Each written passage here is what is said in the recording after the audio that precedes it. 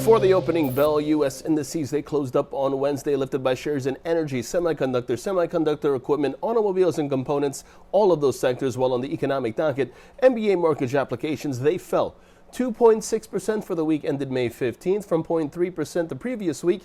Although also at the same time, the FOMC released its April 29th meeting minutes, which stated that financial markets had shown improvement as a result of the actions taken by the Fed, but the economic outlook is still uncertain due to the lagging effects of the coronavirus on the global economy. This all as 84% of SP 500 constituents traded higher yesterday. Now, after the markets closed, Expedia disclosing first quarter adjusted LPS of $1.83, worse than expected, down from an LPS of 27 cents a year ago on sales of $2.2 billion.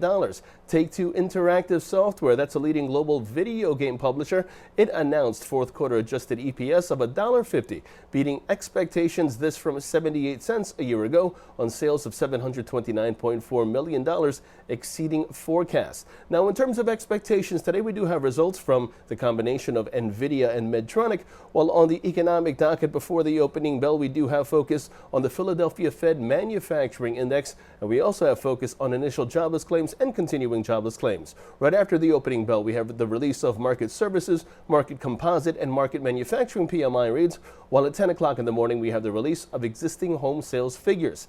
Taking a look now at the markets, the SP 500, that's where we begin. That sees a consolidation in place, and that's in focus as the relative strength index shows downside momentum. Short positions below 29.76 are favored with targets at 29.27 and 29.08 in extension. The Nasdaq, that sees consolidation, while the Dow Jones intraday sees a consolidation in place.